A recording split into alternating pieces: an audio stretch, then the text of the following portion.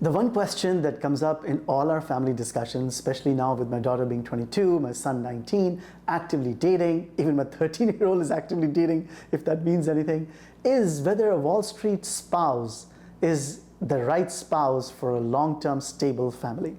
Hi, this is Finance Dad Shalab Garg. I'm a long-term Wall Street professional. I've had a job at a bank, at a hedge fund. I currently run my own hedge fund. I've been in the industry 20 plus years. I know everything there is to know about the finance industry. But this is not about the industry itself. It's more about the professionals in the industry, their personality, what kind of people they are, especially from the perspective of a woman, because it's easier for me to talk of the men in the finance profession, but also from the perspective of men looking to date professionals on Wall Street. So dating on Wall Street, especially with one of the individuals not being on Wall Street. So this is more pertinent to people who themselves are not in a Wall Street job. What are the big advantages? First of all, the big advantages, especially at a young age, is that the starting out incomes are very, very good. You know, it's not uncommon for someone 2 years into a private equity job or 2 years into a bank or a hedge fund to be making $300,000–400,000 a year, maybe even more, $500,000 a year. And even in today's inflation and today's day and age, $500,000 of pre-tax income is $500,000 of pre-tax income. It's a lot of money, especially when that person has no real responsibilities. That person doesn't have kids yet. That person doesn't have an apartment that they own yet. The person probably is spending most of their time in the Hamptons, most of their time driving, traveling, and working really, really hard. I don't want to take that away. A typical Wall Street professional will be on their phone all the time, working long hours, so I definitely don't want to take that away. But with that comes all these financial rewards. And you're gonna, as a young person looking to date that person, will see all of that and will be attracted by it. How can you not be? How can you not be attracted by the high-end meals and the high-end drinks and the high-end travel, especially if you yourself are in a satisfying job, but not one that pays as well as that Wall Street job pays. So I would say that if I had to point out one advantage, it's that particular one advantage. But don't let that advantage alone seduce you. Why? Because it may start off very high, but look at the professionals that are 20 years in and 25 years in.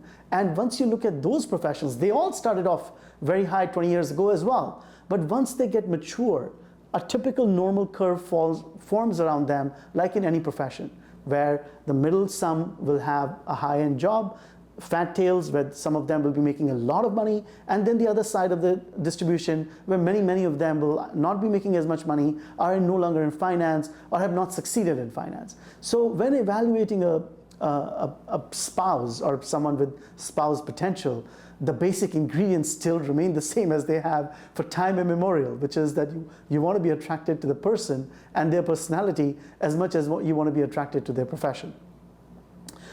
Now, you could say to that, well, the personality is a direct outcome of their profession, because the profession is kind of, you know, creating that personality on an ongoing basis, because the more they hang out with other professionals on Wall Street, they become a certain way, this type A personality, and you find that very attractive. In that case, yes, the Wall Street professional will certainly offer that. They will be people that will make decisions. They will be people who can lead. They will be individuals that will not create plans that are in the sky. They will create specific plans, and they will take ownership of those plans. And you know, if you find that attractive and are not able to find in other industries, a Wall Street professional will definitely offer that, because they will not talk in hypotheticals. They will talk in concrete terms.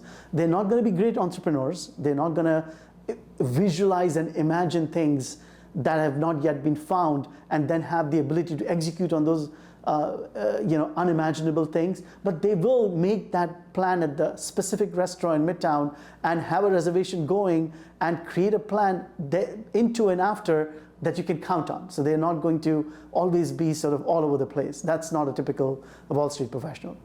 If a Wall Street professional is not calling you, it's because he doesn't want to call you. It's not because he doesn't have the time to call you. He just doesn't want to call you. So don't try to push that point.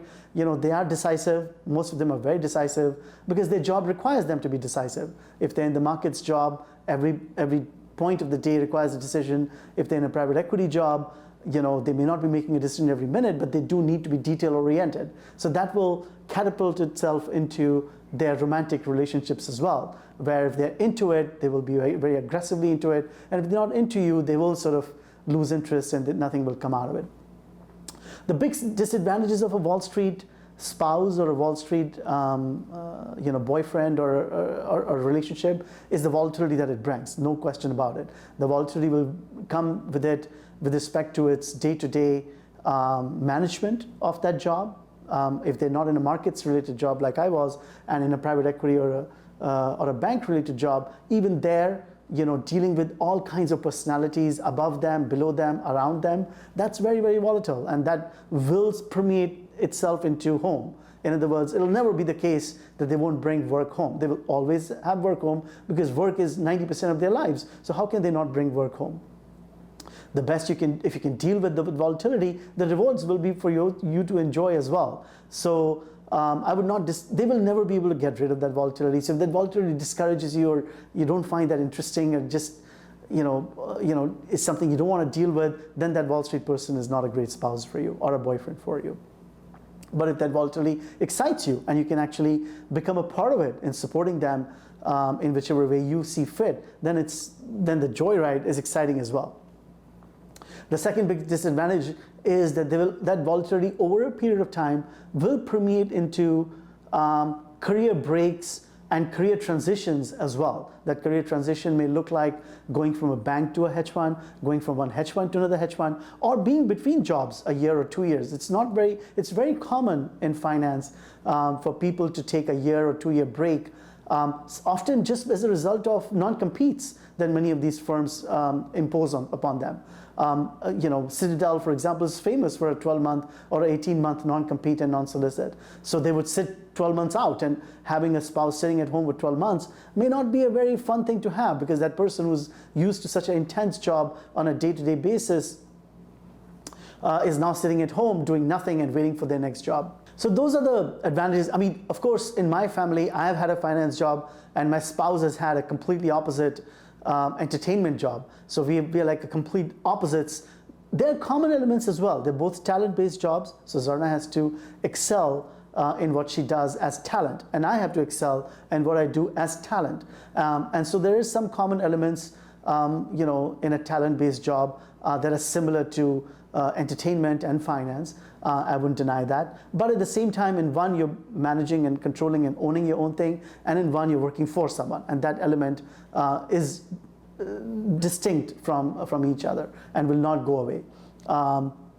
But one question that people ask me, and of course I offer a consulting hour, and I'm happy to talk about this topic or any other that you may want to talk to me about with respect to your personal and particular circumstance.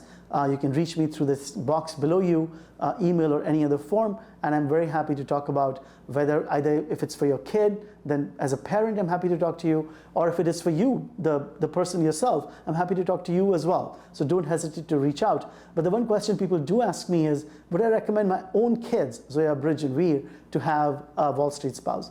I mean, I guess what I would advise them, and I do advise them about this in real time, is that I would, they're very type A personalities, each one of them on their own. So, at some level, I'm not worried about the stress and the ability to manage stress or volatility. But at the same time, I would say that they should marry for love. I mean, why not marry for love and attraction? Ultimately, that's what matters. And, more than the job and the resources and the passion, I would say that love and attraction come above everything else. So that part has not changed in 100 years, and hopefully it doesn't change for the next 100 years.